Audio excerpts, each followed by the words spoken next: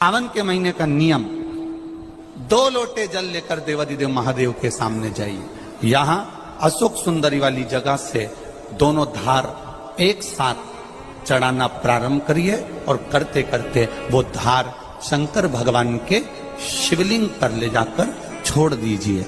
ये सावन के महीने के अगर आपने मात्र 7 दिन भी लगातार अगर ये धार आपने चढ़ा ली है तो देवादिदेव महादेव की कृपा से 3-4 महीने में सूचना आपको प्राप्त हो ही जाए। आपके घर के पास में जो शिवालय है भगवान शंकर का एक छोटा सा शिवलिंग है। मानो अगर दिल से तुमने मान लिया कि ये केदारनाथ है, दिल से तुमने मान लिया कि ये महाकाल है, दिल से तुमने मान लिया कि भीमा शंकर है, दिल से तुमने मान लिया कि ये मल्लिकार्जुन है, दिल से तुमने मान लिया कि विश्वनाथ है। जिस दिन तुम्हारा मन पर जा, श्रावण के महीने में जब तुम 2 लोटा जल चढ़ाने के लिए जाओगे,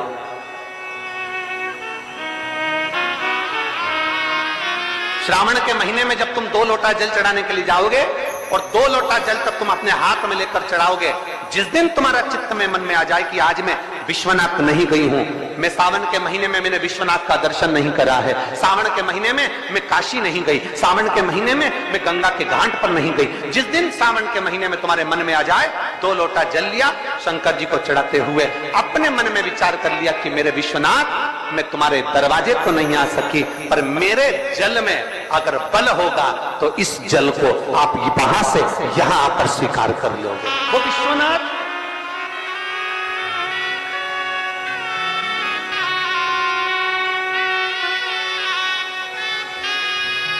पहला दिन लगे 2 लोटा जल चालू कर दो। श्रावण के पूरे महीने 2 लोटा जल अपने घर से लेकर जाओ और अपने घर से जब जल लेकर जाओ तो ये विचार कर कर जाना, आज मैं शिव को काशी में, आज मैं शिव को केदार में, आज शिव को अमरनाथ में, आज शिव को भीमा शंकर में, आज शिव को मल्लिकार्जुन में। और फिर निवेदन करूंगा, जिस बहन को 19 और 20 साल तक भी औलाद नहीं हुई हो तो कृष्णेश्वर महादेव का नाम लेकर 2 लोटा जल तुम्बकेश्वर महादेव का नाम लेकर चढ़ा कर देखना, सावन के बाद में बाबा संतान जरूर देगा, झोली जरूर भरेगा।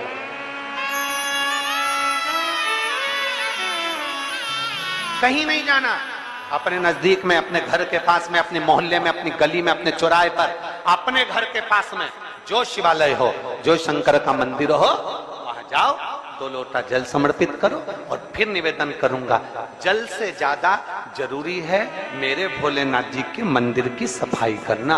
अब कीचड़ चालू हो जाएगा, पानी चालू हो जाएगा, सावन का महीना चालू हो जाएगा, अपने साथ एक कपड़ा लेकर जाओ, बाबा के मंदिर को पूरा साफ कर कर, बाबा के शिवलिंग का स्नान कर कर, बेलपत्र निर्माल्य जितना पड़ा है उसको उठाकर कहीं विसर्जन के लिए, किसी नदी तालाब बावड़ी में नहीं, किसी कुएं में नहीं, निर्माल्य तालाब में, नदियों में, बावड़ी में डालने के बाद वो निर्माल्य सड़ता रहता है, नदी नाले का पानी सूखता रहता है, उसमें कीचड़ इकट्ठा हो जाता है। उस निर्माल्य को इकट्ठा करो, गाड़ी में भरो, किसी एक खड्डा खोदकर वहां दबाकर उसकी खाद तैयार करो और बाद में बेलपत्री के वृक्ष के नीचे उसको डालते रहो। और ध्यान रखना कि निर्माल्य हमें नदी तालाब बावड़ी कुएं में नहीं डालना, महादेव से कहना नहीं आता। तब हम क्या करें? तो शिव महापुराण की कथा बड़ा सुंदर बात कहती है कि जीवन में कितनी भी तकलीफ हो, कितना भी कष्ट हो, कितना भी दुख हो, जब हम एक बेलपत्र लेकर भगवान शिव को समर्पित करने के लिए जाते हैं और दिल से, हृदय से, भाव से जब एक बेलपत्र समर्पित करते हैं और 1 लोटा जल अशोक सुंदरी पर चढ़ाने के बाद हम देवादिदेव महादेव को जब समर्पित करते हैं तो ये निश्चित है हमारे दुख, हमारी तकलीफ, हमारे कष्ट को मेरा शंभू काटता जरूर है, ये निश्चित था। बोल बम का नारा है, जरा जम के बोल बम का नारा है, सारी समस्या का हल।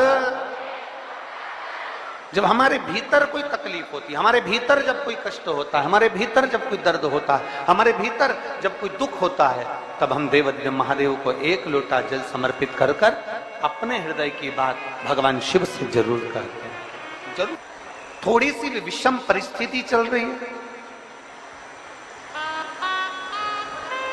थोड़ा भी तकलीफ चल रही है, थोड़ा भी कष्ट आया है जीवन में, थोड़ा भी दुख, थोड़ी भी तकलीफ, थोड़ा भी दर्द, थोड़ा भी कष्ट अगर आपके जीवन में आया है तो शिव महापुराण की कथा कहती है सबसे पहले भगवान शंकर की शरणागति में जाए, भगवान शिव के पास जाए। सबसे पहले भगवान शिव के पास पहुंचे और भगवान शंकर के पास जाकर अपने हृदय से, अपने दिल से, अपने मन से, अपने भाव से भगवान शिव को अपने मन की बात देवादिदेव महादेव को कहना प्रारंभ कर।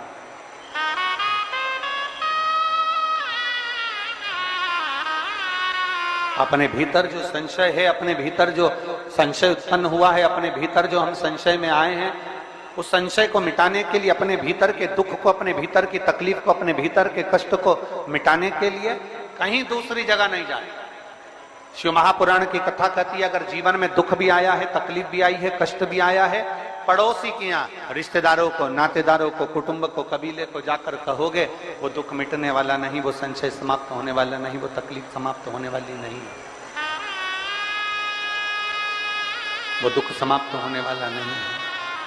अगर जीवन में संशय आया है, जीवन में अगर तकलीफ आई है, जीवन में अगर कष्ट आया है, तो हमें शिव की शरणागति ग्रहण कर लेना चाहिए। एक लोटा जल हाथ में लेकर भगवान शिव से अपने दिल की बात, अपने मन की बात भगवान शंकर को जरूर जाकर कहना चाहिए। कर रहे हो ये आपके ऊपर निर्भर करता है। मां, महात्मा और परमात्मा,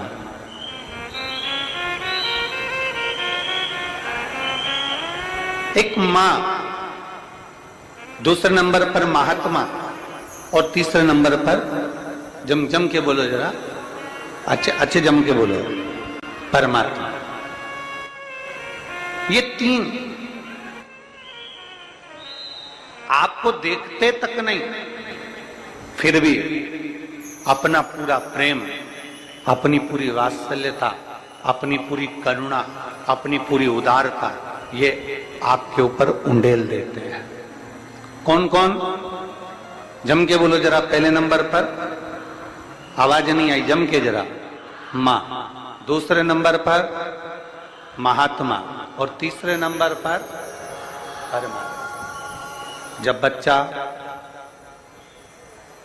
गर्भ में आता है, मां उसको देखती नहीं, मां ने उसको देखा नहीं। जब बच्चा गर्भ में आया, जब बच्चा गर्भ में पहुंचा, तो मां ने उसको देखा नहीं, मां उसको देखी नहीं। बच्चा जब गर्भ में आता है तो मां ने उसको देखा नहीं होता है।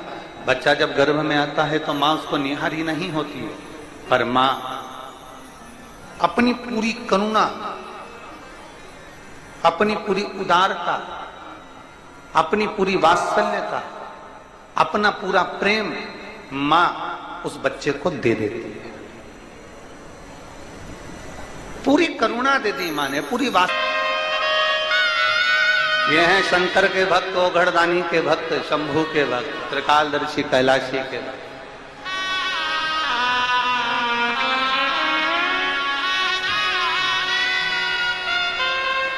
अपने नेत्रों से दर्शन करते रहते हैं। भगवान ब्रह्मा अपने नेत्रों से दर्शन करते रहते हैं, पर शंकर जी के नेत्र बंद रहते हैं, शिव जी के नेत्र बंद रहते हैं। शंकर भगवान समाधि में डूबे रहते हैं, शंकर भगवान समाधि में लीन रहते हैं। तो कई लोग, कई जिनके मुख में जो आता है, जिनके विचारों में जो आता है, वो कह देते हैं कि शंकर जी की आराधना नहीं करना चाहिए, क्योंकि शंकर तो समाधि में डूबे रहते हैं, वो तो देखते ही नहीं है। पर उनको समझाना ये है कि नानू माँ का चरित्र कह रहा है कि नानू माँ के पिता मछली पकड़ने का जाल बनाते हैं और ध्यान नानू माँ पर रहता है। एक पनिहारन पानी को लेकर जाती है, सिर पर हंडे पर हंडा, मटके पर मटका, मटके पर मटका, मटके पर मटका रखती है, चलती जाती है, पड़ोसन से बात करती है, पर ध्यान मटके पर रहता है। एक माँ अपने बच्चे को लेकर बाजार में जाती है, सामान कितना भी खरीदे पर बच्चे पर ध्यान रहता है। एक पिता अपने काम में ध्यान देता रहता है, उसी तरह मेरा ओगढ़धानी भले नेत्र बनकर कर समाधि में डूबा हुआ हो,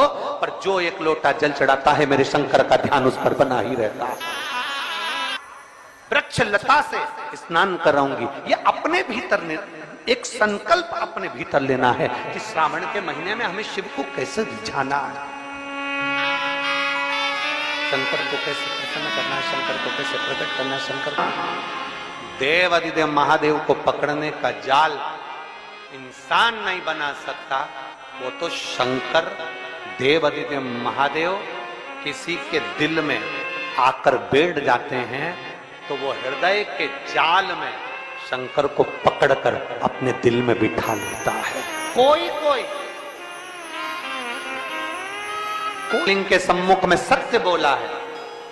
घर में जब शुभ आयोजन होगा, घर में जब शुभ शकुन होगा, घर में जब शुभ कार्य किया जाएगा, घर में जब वंश की वृद्धि हो रही होगी, घर में कोई नया मेहमान आ रहा होगा, घर में कोई आतिथ्य हो रहा होगा, कोई नया मुहूर्त हो रहा होगा, तब हे नारायण आप सत्य बोले हो, इसलिए आपकी पवित्र पूजन प्रत्येक घर में पूर्णिमा, अमावस्या, एकादशी, द्वादशी, संक्रांति आदि का दिन आपके इस स्वरूप की पूजन पूरा ब्रह्मांड करेगा और आपको लोग सत्यनारायण भगवान के नाम से पुकारेंगे।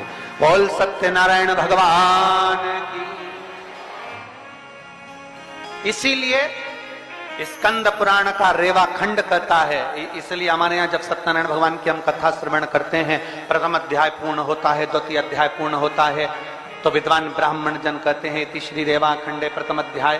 तो ऐसा रेवा खंड में से भगवान सत्यनारायण के सुंदर स्वरूप का वर्णन आता है, शिव महापुराण में से भगवान सत्यनारायण के स्वरूप का वर्णन आता है, भगवान शिव की पवित्र कथा का वर्णन आता है, भगवान शंकर के सुंदर स्वरूप का वर्णन आता है, और भगवान नारायण का एक नाम सत्यनारायण है। महीने, 2 महीने, 3 महीने, 6 महीने, 4 महीने, 8 महीने, 10 महीने, 12 महीने में एक नियम बना लो कि हमारे घर में हम सत्यनारायण भगवान की कथा किसी ब्राह्मण जन को बुलाकर करवाकर यज्ञ ग्यारी करवाकर अपने जीवन को सार्थक बनाएंगे, क्योंकि सत्यनारायण की कथा भी शिव की कृपा के आनंद में होती है। कहते हैं जहां सत्यनारायण की कथा होती है वहां शंकर की भी कृपा नित्य बनी रहती है, क्योंकि शिव ने ही तो उपदेश दिया है।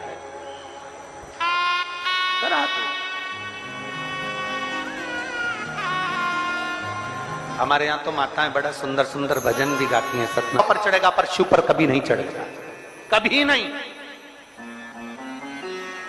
गौ माता तू झूठ बोली है मेरे सामने, तेरा पूरा शरीर पुजाएगा।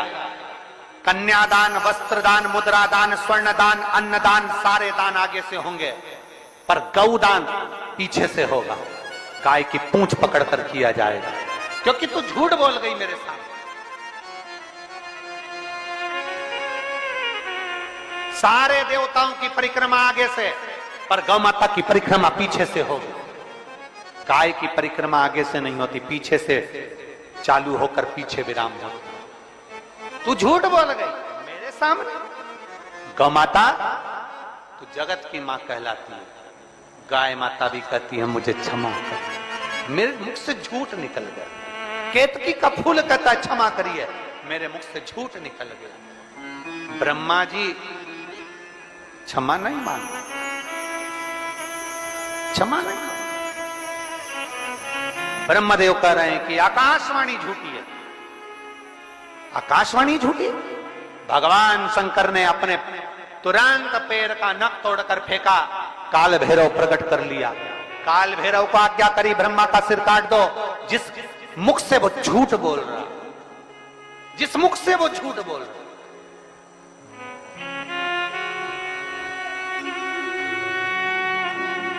ब्रह्मा जी के सम्मुख में काल भैरव प्रकट हो गए। काल भैरव ने अपना हाथ की उंगली का नख तोड़कर फेंककर ब्रह्मा जी के शीश को काट दिया। कटा हुआ सिर लुढ़कता लुढ़कता गया, उनके रक्त निकलता गया। कटा शीश भी झूठ बोलता रहा, झूठ बोलता। सत्य को प्रमाण की जरूरत नहीं होती, पर झूठ को प्रमाण चाहिए। सत्य एक दिन उजागर होता ही है, उसको कितना भी दबाया जाए। सत्य को कितना भी दबा ले, वो उजागर होगा। आज नहीं तो कल होगा, कल नहीं तो परसों होगा, आने वाली पीढ़ी को होगा, पर सत्य सामने जरूर आएगा। सत्य को कोई नहीं दबा सकता। चाहे दुनिया में कितना भी प्रपंच रच लो, चाहे दुनिया में कितना भी पाखंड रच लो, सत्य को दबाने के लिए तुम सारी पूरी जिंदगी निकाल देना, पर एक दिन सत्य सत्य होता है और सत्य दुनिया के सामने आता जरूर है। तो दब नहीं सकता, दम नहीं। कितना दबाओगे? सत्य को कितना झुकाने का प्रयास करोगे? सत्य को कितना दबाने का प्रयास करोगे? सत्य सम्मुख है, जिसके तट पर उत्तर प्रदेश की गवर्नमेंट ने बड़े बड़े बोर्ड लगा कर रखे हैं। ये कर्मनाशा है, इसमें हाथ ना लगाइए। ये कर्मनाशा है, इसमें अगर कोई इसके पानी का छींटा भी लग जाता है तो 7 पीढ़ी में किया गया पुण्य छिन्न हो जाता है। ऐसी कर्मनाशा नदी जिस पर पक्षी भी अपनी चोंच में जल नहीं भरता, जिस नदी का जल एक श्वान भी नहीं पीता, वो कर्मनाशा आज भी बहती है और बड़े बड़े बोर्ड लगे हैं। इस कर्मनाशा नदी का स्पर्श ना किया जाए। विद्वान, चतुर, संत, साधु, सन्यासी, तपस्वी उस कर्मनाशा नदी को कभी पार भी नहीं करते, क्योंकि कर्मनाशा के जल का छींटा लग गया तो हमारी पीढ़ी दर पीढ़ी में किया गया पुण्य समाप्त हो जाता है। कर्मनाशा आज भी जो ब्रह्मा जी के हो, तो कृष्णेश्वर महादेव का नाम लेकर 2 लोटा जल तुम्बकेश्वर महादेव का नाम लेकर चढ़ा कर देखना, सावन के बाद में बाबा संतान जरूर देगा, झोली जरूर भरेगा। कहीं नहीं जाना, अपने नजदीक में, अपने घर के पास में, अपने मोहल्ले में, अपनी गली में, अपने चौराहे पर, अपने घर के पास में जो शिवालय हो, जो शंकर का मंदिर हो, वहां जाओ, 2 लोटा जल समर्पित करो। और फिर निवेदन करूंगा, जल से ज्यादा जरूरी है मेरे भोलेनाथ जी के मंदिर की सफाई करना। अब कीचड़ चालू हो जाएगा, पानी चालू हो जाएगा, सावन का महीना चालू हो जाएगा, अपने साथ एक कपड़ा लेकर जाओ, बाबा के मंदिर को पूरा साफ कर कर, बाबा के शिवलिंग का स्नान कर कर, बेलपत्र निर्माल्य जितना पड़ा है उसको उठाकर कहीं विसर्जन के लिए, किसी नदी तालाब बावड़ी में नहीं, किसी कुएं में नहीं। निर्माल्य तालाब में, नदियों में, बावड़ी में डालने के बाद वो निर्माल्य सड़ता रहता है। नदी नाले